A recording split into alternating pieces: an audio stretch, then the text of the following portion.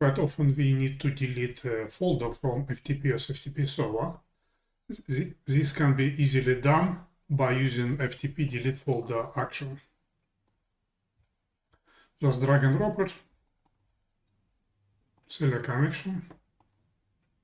I've already created the connection. It is. We need to select the folder to delete. Again, just click connect. Select the folder. In case we want to delete 10 folder.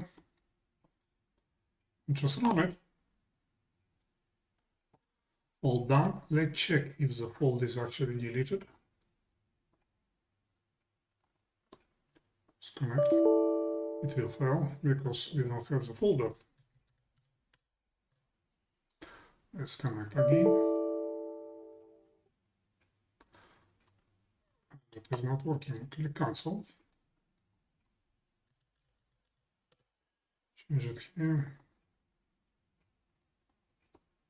Click connect. Okay, it is working now, and as you can see, the folder was deleted.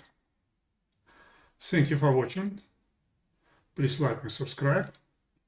And again, if you have any questions or suggestions, please go to our support forum and post it there.